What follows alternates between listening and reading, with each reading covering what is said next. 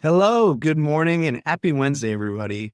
I'm Justin Nimergood, your host of the Real Estate Rockstars Podcast. Today, I'm joined by a wonderful guest, Miss Tailor Titus from eXp Realty. Just a little bit about today's guest. She's absolutely passionate about guiding buyers, sellers, and investors through the real estate process with education, dedication, and a truly personalized approach. Taylor Titus is a licensed realtor with eXp Realty, serving clients across the greater Los Angeles and high desert regions of California. Her real estate journey is rooted in strong educational foundation. She completed 20 units of continuing education at Victor Valley College, earning a real estate apprentice certificate, and began her career interning with the local Victor broker, an experience that quickly grew into an office manager role. Through years of hands-on involvement in transaction and operations, Taylor discovered her passion for residential real estate and client advocacy. Licensed in September 2023, Taylor brings a blend of knowledge, experience, and attention to detail to every transaction. She specializes in buyer representation, residential sales, and helping clients confidently navigate the complexities of buying, selling, and investing, always tailoring solutions to meet each client's unique goals. Known for her commitment and clear communication and seamless execution, Taylor focuses on making the real estate journey approachable, informed, and results driven from start to finish. Without further ado, Taylor, welcome to the show. Thank you so much.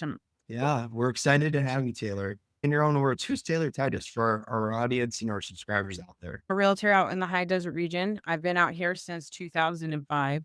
I planted my feet in the high desert because I grew up in foster care. And by the time I aged out, I was like, this is where we're at. We're not moving no more. And I just dug my heels into the ground and made it home. I've grown to love the community, our business owners, my neighbors, friends, people that I've grown to grow up with. And now I work with them every day. And it's kind of a little bit cliche, but a dream come true. What a story you have. I mean, coming up through the system like that had to have been tough. But, one thing that I constantly come across in different articles and success stories when you hear about these great entrepreneurs and these great successful business owners is they all had something growing up that just was tough, like beyond tough. And that ended up driving them to be the success that they are today.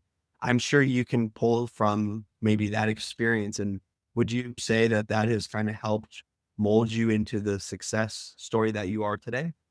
Yeah. I mean, it's a huge driver because my options were sink or swim. And I'm not a fan of sinking. So my only option was to swim and to figure out how to do that. Definitely. Wow. I applaud you just taking the high road and making it happen, not making excuses, really making it happen. And again, kudos to you. So, real estate is at an interesting time right now. What would you say today? What has been your biggest failure, your biggest total fuck up in real estate that you're like, oh my gosh, I just really messed that one up?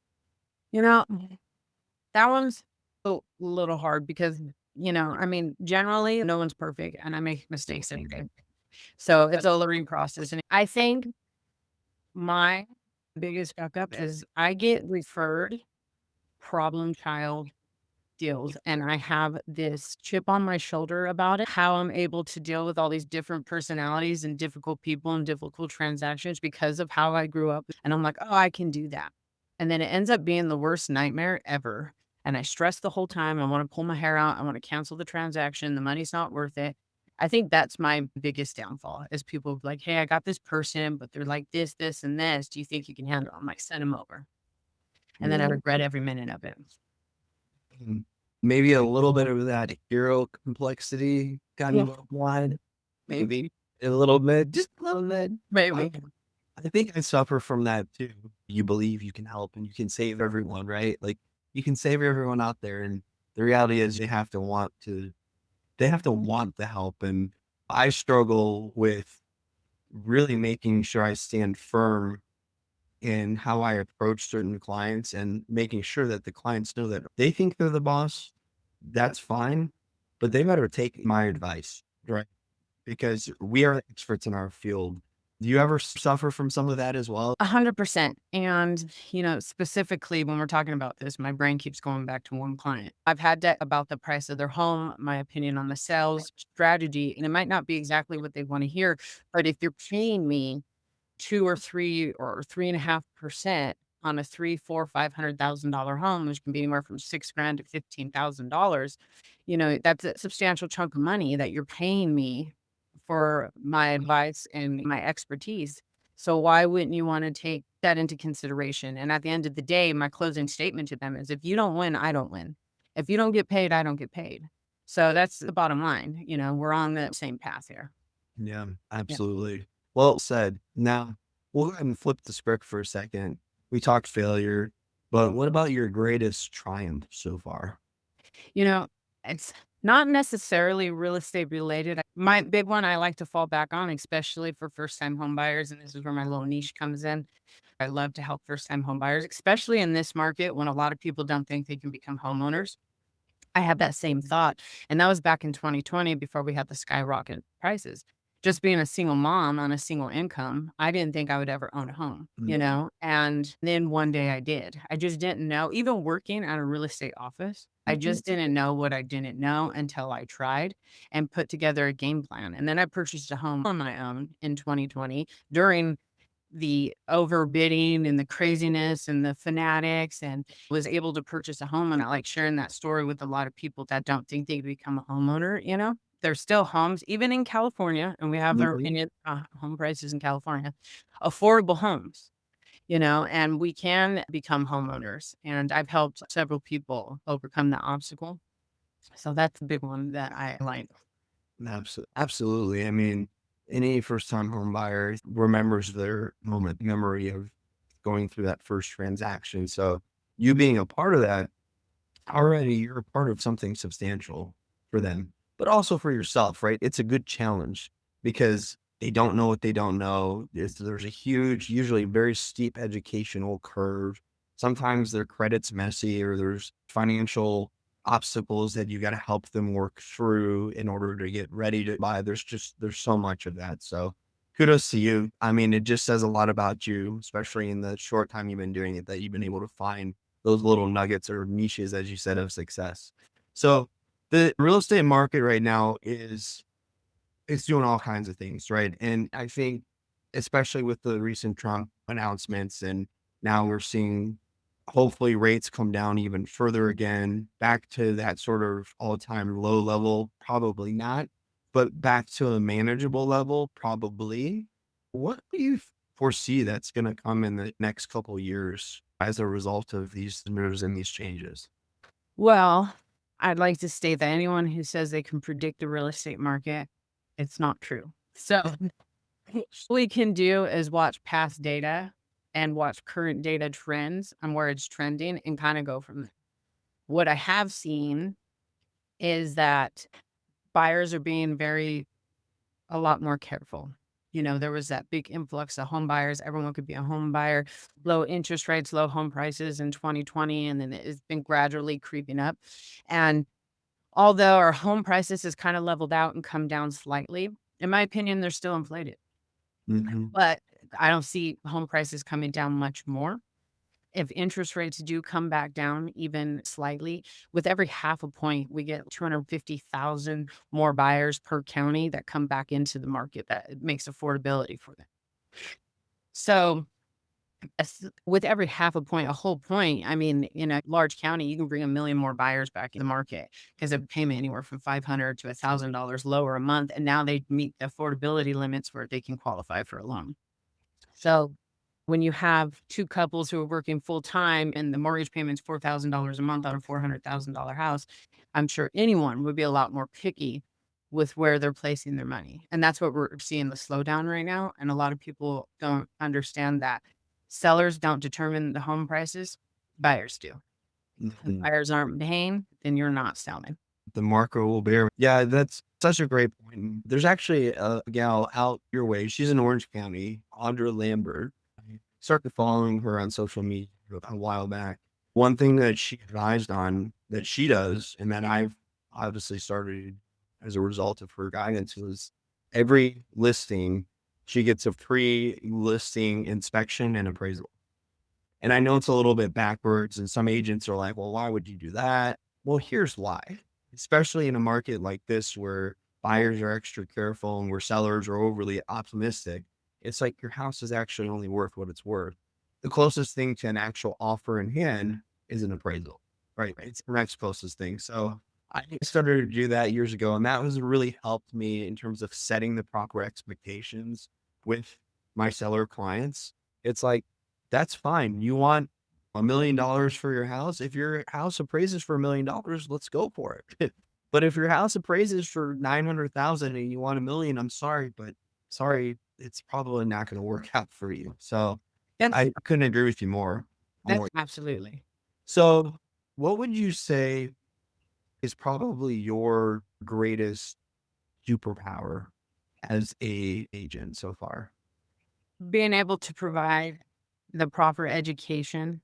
Education is key when I say that.